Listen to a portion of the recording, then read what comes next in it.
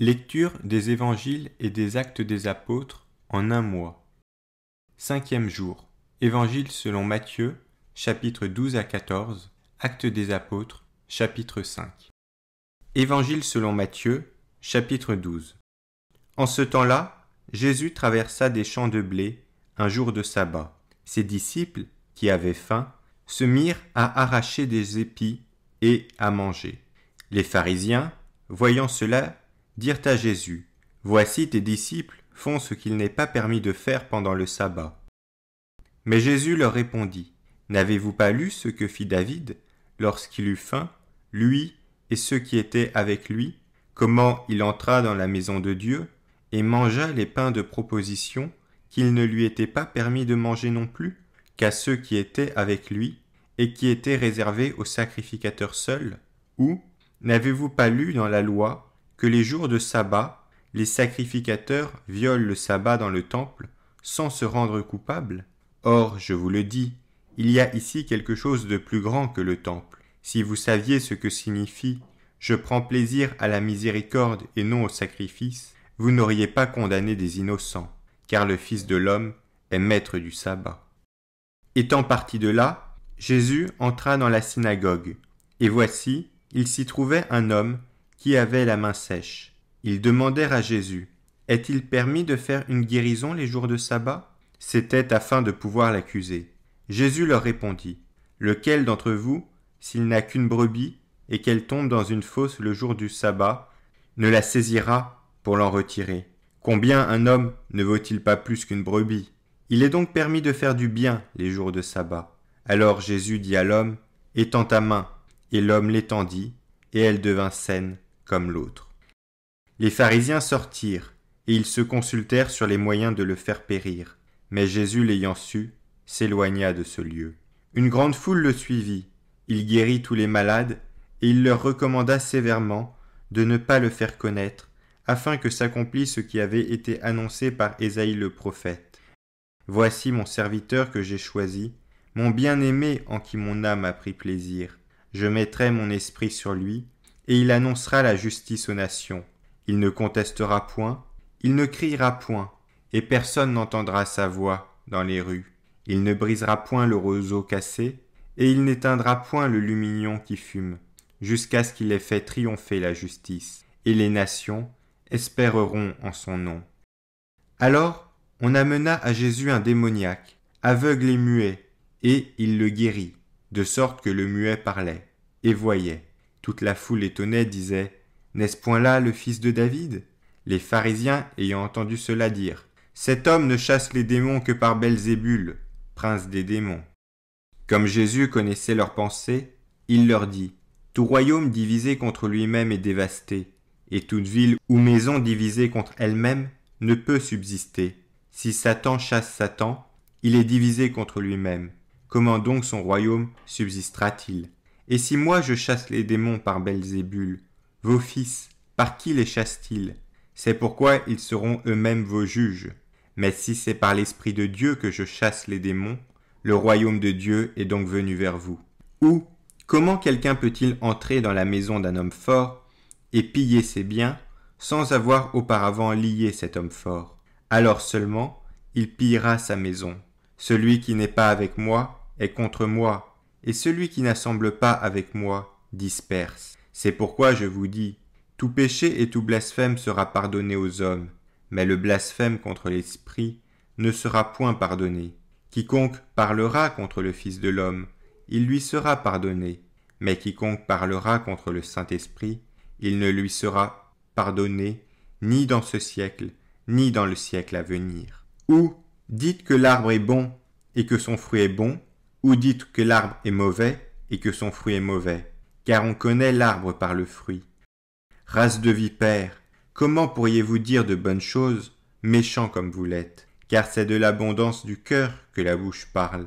L'homme bon tire de bonnes choses de son bon trésor, et l'homme méchant tire de mauvaises choses de son mauvais trésor. Je vous le dis, au jour du jugement, les hommes rendront compte de toute parole vaine qu'ils auront proférée. Car par tes paroles tu seras justifié, et par tes paroles tu seras condamné. Alors quelques-uns des scribes et des pharisiens prirent la parole et dirent « Maître, nous voudrions te voir faire un miracle. » Jésus leur répondit « Une génération méchante et adultère demande un miracle. Il ne lui sera donné d'autre miracle que celui du prophète Jonas. Car de même que Jonas fut 3 jours et 3 nuits dans le ventre d'un grand poisson, de même le Fils de l'homme sera 3 jours et 3 nuits dans le sein de la terre. Les hommes de Ninive se lèveront au jour du jugement avec cette génération et la condamneront, parce qu'ils se repentirent à la prédication de Jonas. Et voici, il y a ici plus que Jonas. La reine du Midi se lèvera au jour du jugement avec cette génération, et la condamnera, parce qu'elle vint des extrémités de la terre pour entendre la sagesse de Salomon. Et voici, il y a ici plus que Salomon. Lorsque l'esprit impur est sorti d'un homme, il va par des lieux arides, cherchant du repos, et il n'en trouve point. Alors il dit, je retournerai dans ma maison d'où je suis sorti. Et quand il arrive, il la trouve vide, balayée et ornée. Il s'en va, et il prend avec lui cet autre esprit plus méchant que lui. Ils entrent dans la maison, s'y établissent, et la dernière condition de cet homme est pire que la première. Il en sera de même pour cette génération méchante. Comme Jésus s'adressait encore à la foule, voici sa mère et ses frères qui étaient dehors, cherchèrent à lui parler. Quelqu'un lui dit, « Voici ta mère et tes frères sont dehors, et ils cherchent à te parler. » Mais Jésus répondit à celui qui le lui disait, « Qui est ma mère et qui sont mes frères ?» Puis, étendant la main sur ses disciples, Jésus dit, « Voici ma mère et mes frères, car quiconque fait la volonté de mon Père qui est dans les cieux, celui-là est mon frère, et ma sœur, et ma mère. » Évangile selon Matthieu, chapitre 13. Ce même jour, Jésus sortit de la maison et s'assit au bord de la mer. Une grande foule s'étant assemblée auprès de lui, il monta dans une barque, et il s'assit. Toute la foule se tenait sur le rivage. Il leur parla en paraboles sur beaucoup de choses, et il dit, « Un semeur sortit pour semer. Comme il semait, une partie de la semence tomba le long du chemin. Les oiseaux vinrent et la mangèrent. Une autre partie tomba dans les endroits pierreux, où elle n'avait pas beaucoup de terre. Elle leva aussitôt, parce qu'elle ne trouva pas un sol profond. Mais quand le soleil parut, elle fut brûlée, et sécha faute de racines. Une autre partie tomba parmi les épines. Les épines montèrent et l'étouffèrent. Une autre partie tomba dans la bonne terre. Elle donna du fruit. Un grain, 100, un autre 60, un autre 30. Que celui qui a des oreilles pour entendre, entende. Les disciples s'approchèrent et lui dirent, « Pourquoi leur parles-tu en paraboles ?»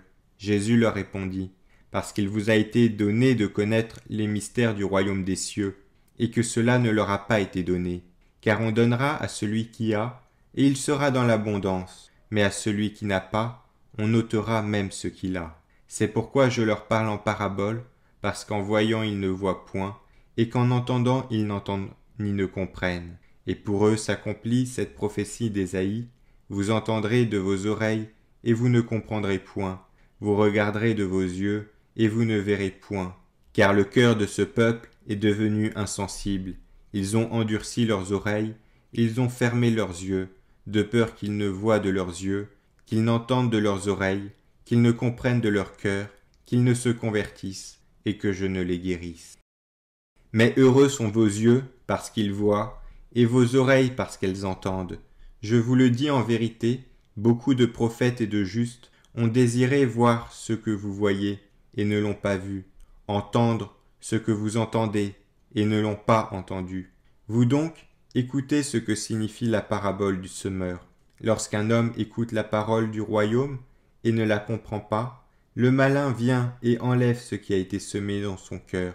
Cet homme est celui qui a reçu la semence le long du chemin. Celui qui a reçu la semence dans les endroits pierreux, c'est celui qui entend la parole et la reçoit aussitôt avec joie. Mais il n'a pas de racine en lui-même, il manque de persistance, et dès que survient une tribulation ou une persécution à cause de la parole, il y trouve une occasion de chute. Celui qui a reçu la semence parmi les épines, c'est celui qui entend la parole, mais en qui les soucis du siècle et la séduction des richesses étouffent cette parole et la rendent infructueuse. Celui qui a reçu la semence dans la bonne terre, c'est celui qui entend la parole et la comprend. Il porte du fruit, et un grain en donne 100, un autre 60, un autre 30. Jésus leur proposa une autre parabole, et il dit, « Le royaume des cieux est semblable à un homme qui a semé une bonne semence dans son champ. Mais pendant que les gens dormaient, son ennemi vint, sema de l'ivraie parmi le blé et s'en alla. Lorsque l'herbe eut poussé et donné du fruit, l'ivraie parut aussi. Les serviteurs du maître de la maison vinrent lui dire, « Seigneur, n'as-tu pas semé une bonne semence dans ton champ? D'où vient donc qu'il y a de l'ivraie ?» Il leur répondit, « C'est un ennemi qui a fait cela. » Et les serviteurs lui dirent, « Veux-tu que nous allions l'arracher ?» Non, dit-il, de peur qu'en arrachant l'ivraie, vous ne déraciniez en même temps le blé. Laissez croître ensemble l'un et l'autre jusqu'à la moisson. Et à l'époque de la moisson, je dirai au moissonneur, arrachez d'abord l'ivraie et liez-la en gerbes pour la brûler, mais amassez le blé dans mon grenier. Jésus leur proposa une autre parabole, et il dit, « Le royaume des cieux est semblable à un grain de sénévé qu'un homme a pris et semé dans son champ. C'est la plus petite de toutes les semences, mais quand il a poussé, il est plus grand que les légumes, et devient un arbre, de sorte que les oiseaux du ciel viennent habiter dans ses branches. » Jésus leur dit cette autre parabole. Le royaume des cieux est semblable à du levain qu'une femme a pris et mis dans 3 mesures de farine, jusqu'à ce que la pâte soit toute levée. Jésus dit à la foule toutes ces choses en parabole, et il ne lui parlait point sans parabole, afin que s'accomplisse ce qui avait été annoncé par le prophète. J'ouvrirai ma bouche en parabole, je publierai des choses cachées depuis la création du monde. Alors, Jésus renvoya la foule et entra dans la maison. Ses disciples s'approchèrent de lui et dirent, « Explique-nous la parabole de l'ivraie du champ. » Jésus répondit, « Celui qui sème la bonne semence, c'est le Fils de l'homme. Le champ, c'est le monde. La bonne semence, ce sont les fils du royaume. L'ivraie, ce sont les fils du malin. L'ennemi qui l'a semé, c'est le diable. La moisson, c'est la fin du monde. Les moissonneurs, ce sont les anges. Or, comme on arrache l'ivraie et qu'on la jette au feu, il en sera de même à la fin du monde. Le Fils de l'homme enverra ses anges qui arracheront de son royaume tous les scandales et ceux qui commettent l'iniquité. Et ils les jetteront dans la fournaise ardente, où il y aura des pleurs et des grincements de dents. Alors les justes resplendiront comme le soleil dans le royaume de leur Père. Que celui qui a des oreilles pour entendre, entende. Le royaume des cieux est encore semblable à un trésor caché dans un champ. L'homme qui l'a trouvé le cache, et dans sa joie, il va vendre tout ce qu'il a, et achète ce champ. Le royaume des cieux est encore semblable à un marchand qui cherche de belles perles. Il a trouvé une perle de grand prix, et il est allé vendre tout ce qu'il avait et l'a acheté. Le royaume des cieux est encore semblable à un filet jeté dans la mer et ramassant des poissons de toute espèce. Quand il est rempli, les pêcheurs le tirent, et après s'être assis sur le rivage, ils mettent dans des vases ce qui est bon, et ils jettent ce qui est mauvais. Il en sera de même à la fin du monde. Les anges viendront séparer les méchants d'avec les justes, et ils les jetteront dans la fournaise ardente, où il y aura des pleurs et des grincements de dents. Avez-vous compris toutes ces choses ? Oui, répondirent les disciples. Et Jésus leur dit, c'est pourquoi tout scribe instruit de ceux qui regardent le royaume des cieux est semblable à un maître de maison qui tire de son trésor des choses nouvelles et des choses anciennes. Lorsque Jésus eut achevé ses paraboles, il partit de là. S'étant rendu dans sa patrie, il enseignait dans la synagogue, de sorte que ceux qui l'entendirent étaient étonnés et disaient « D'où lui viennent cette sagesse et ces miracles ? N'est-ce pas le fils du charpentier ? N'est-ce pas Marie qui est sa mère ? Jacques, Joseph, Simon et Jude, ne sont-ils pas ses frères ? Et ses sœurs, ne sont-elles pas toutes parmi nous ? D'où lui viennent donc toutes ces choses ? » Et il était pour eux une occasion de chute. Mais Jésus leur dit, « Un prophète n'est méprisé que dans sa patrie et dans sa maison. » Et il ne fit pas beaucoup de miracles dans ce lieu à cause de leur incrédulité. Évangile selon Matthieu, chapitre 14. En ce temps-là, Hérode le tétrarque, ayant entendu parler de Jésus, dit à ses serviteurs : « C'est Jean-Baptiste, il est ressuscité des morts, et c'est pour cela qu'il se fait par lui des miracles. » Car Hérode, qui avait fait arrêter Jean, l'avait lié et mis en prison à cause d'Hérodias, femme de Philippe son frère, parce que Jean lui disait : « Il ne t'est pas permis de l'avoir pour femme. » Il voulait le faire mourir, mais il craignait la foule, parce qu'elle regardait Jean comme un prophète. Or, lorsqu'on célébra l'anniversaire de la naissance d'Hérode, la fille d'Hérodias dansa au milieu des convives, et plut à Hérode, de sorte qu'il promit avec serment de lui donner ce qu'elle demanderait.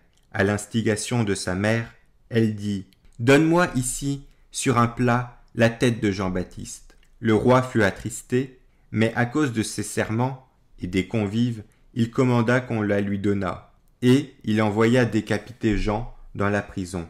Sa tête fut apportée sur un plat et donnée à la jeune fille, qui la porta à sa mère.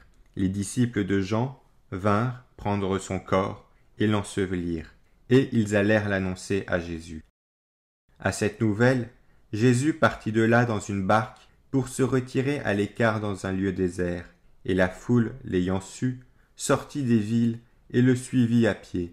Quand il sortit de la barque, il vit une grande foule, et fut ému de compassion pour elle, et il guérit les malades. Le soir étant venu, les disciples s'approchèrent de lui et dirent : « Ce lieu est désert, et l'heure est déjà avancée. Renvoie la foule, afin qu'elle aille dans les villages pour s'acheter des vivres. » Jésus leur répondit : « Ils n'ont pas besoin de s'en aller, donnez-leur vous-même à manger. » Mais les disciples lui dirent : « Nous n'avons ici que 5 pains et 2 poissons. » Et Jésus dit : « Apportez-les-moi. » Il fit asseoir la foule sur l'herbe, prit les 5 pains et les 2 poissons, et levant les yeux vers le ciel, il rendit grâce. Puis il rompit les pains et les donna aux disciples, qui les distribuèrent à la foule. Tous mangèrent et furent rassasiés, et l'on emporta 12 paniers, pleins de morceaux qui restaient. Ceux qui avaient mangé étaient environ 5000 hommes, sans les femmes et les enfants. Aussitôt après, Jésus obligea les disciples à monter dans la barque et à passer avant lui de l'autre côté, pendant qu'il renverrait la foule. Quand il l'eut renvoyé, il monta sur la montagne pour prier à l'écart, et comme le soir était venu, il était là, seul. La barque, déjà au milieu de la mer, était battue par les flots, car le vent était contraire. À la 4e veille de la nuit, Jésus alla vers eux, marchant sur la mer. Quand les disciples le virent marcher sur la mer, ils furent troublés et dirent : « C'est un fantôme !» Et dans leur frayeur, ils poussèrent des cris. Jésus leur dit aussitôt : « Rassurez-vous, c'est moi, n'ayez pas peur. » Pierre lui répondit : « Seigneur, si c'est toi, ordonne que j'aille vers toi sur les eaux. » Et Jésus dit : « Viens. » Pierre sortit de la barque et marcha sur les eaux pour aller vers Jésus. Mais voyant que le vent était fort, il eut peur, et comme il commençait à s'enfoncer, il s'écria : « Seigneur, sauve-moi !» Aussitôt Jésus étendit la main, le saisit et lui dit : « Homme de peu de foi, pourquoi as-tu douté ?» Et ils montèrent dans la barque, et le vent cessa. Ceux qui étaient dans la barque vinrent se prosterner devant Jésus et dirent : « Tu es véritablement le Fils de Dieu. » Après avoir traversé la mer, ils vinrent dans le pays de Génézareth. Les gens de ce lieu, ayant reconnu Jésus, envoyèrent des messagers dans tous les environs, et on lui amena tous les malades. Ils le prièrent de leur permettre seulement de toucher le bord de son vêtement, et tous ceux qui le touchèrent furent guéris. Actes des Apôtres, chapitre 5. Mais un homme, nommé Ananias, avec Saphira sa femme, vendit une propriété et retint une partie du prix, sa femme le sachant. Puis, il apporta le reste et le déposa aux pieds des apôtres. Pierre lui dit : « Ananias, pourquoi Satan a-t-il rempli ton cœur, au point que tu mentes au Saint-Esprit, et que tu aies retenu une partie du prix du champ ? S'il n'eût pas été vendu, ne te restait-il pas ? Et après qu'il a été vendu, le prix n'était-il pas à ta disposition ? Comment as-tu pu mettre en ton cœur un pareil dessein ? Ce n'est pas à des hommes que tu as menti, mais à Dieu. » Ananias, entendant ces paroles, tomba et expira. Une grande crainte saisit tous les auditeurs. Les jeunes gens s'étant levés, l'enveloppèrent, l'emportèrent et l'ensevelirent. Environ 3 heures plus tard, sa femme entra sans savoir ce qui était arrivé.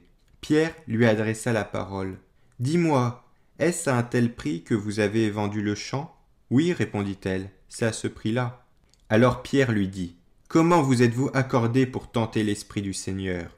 Voici, ceux qui ont enseveli ton mari sont à la porte, et ils t'emporteront. » Au même instant, elle tomba aux pieds de l'apôtre et expira. Les jeunes gens étant entrés, la trouvèrent morte. Ils l'emportèrent et l'ensevelirent auprès de son mari. Une grande crainte s'empara de toute l'assemblée et de tous ceux qui apprirent ces choses. Beaucoup de miracles et de prodiges se faisaient au milieu du peuple par les mains des apôtres. Ils se tenaient tous ensemble au portique de Salomon, et aucun des autres n'osait se joindre à eux. Mais le peuple les louait hautement. Le nombre de ceux qui croyaient au Seigneur, hommes et femmes, s'augmentait de plus en plus, en sorte qu'on apportait les malades dans les rues et qu'on les plaçait sur des lits et des couchettes, afin que lorsque Pierre passerait, son ombre au moins couvrit quelqu'un d'eux.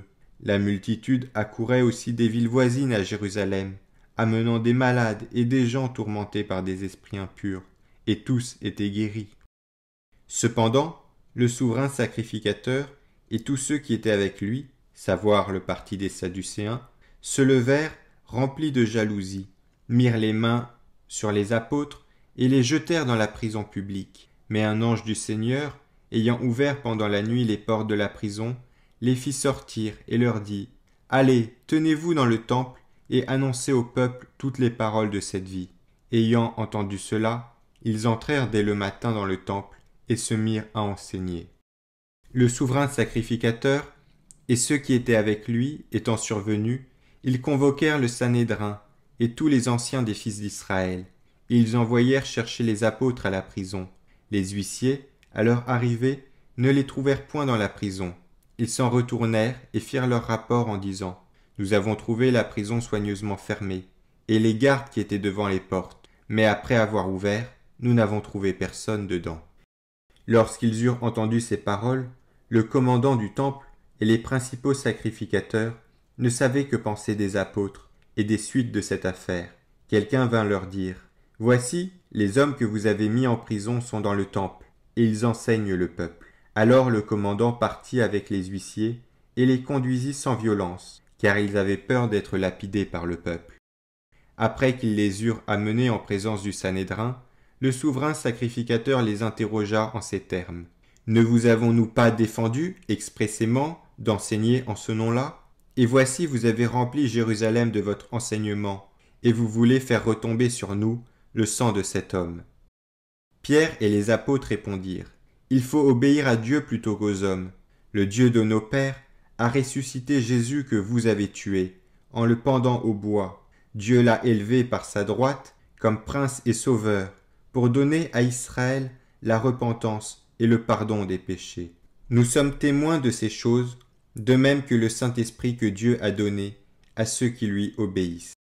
Furieux de ces paroles, il voulait les faire mourir. Mais un pharisien, nommé Gamaliel, docteur de la loi, estimé de tout le peuple, se leva dans le Sanhédrin et ordonna de faire sortir un instant les apôtres. Puis il leur dit « Hommes israélites, prenez garde à ce que vous allez faire à l'égard de ces gens, car il n'y a pas longtemps que parut Teudas, qui se donnait pour quelque chose, et auquel se rallièrent environ 400 hommes. Il fut tué, et tous ceux qui l'avaient suivi furent mis en déroute et réduits à rien. Après lui parut Judas le Galiléen, à l'époque du recensement, et il attira du monde à son parti. Il périt aussi, et tous ceux qui l'avaient suivi furent dispersés. Et maintenant, je vous le dis, ne vous occupez plus de ces hommes, et laissez-les aller. Si cette entreprise ou cette œuvre vient des hommes, elle se détruira. Mais si elle vient de Dieu, vous ne pourrez pas la détruire. Ne courez pas le risque d'avoir combattu contre Dieu. Ils se rangèrent à son avis, et ayant appelé les apôtres, ils les firent battre de verges. Ils leur défendirent de parler au nom de Jésus, et ils les relâchèrent. Les apôtres se retirèrent de devant le Sanhédrin, joyeux d'avoir été jugés dignes de subir des outrages pour le nom de Jésus. Et chaque jour dans le temple et dans les maisons, ils ne cessaient d'enseigner et d'annoncer la bonne nouvelle de Jésus-Christ.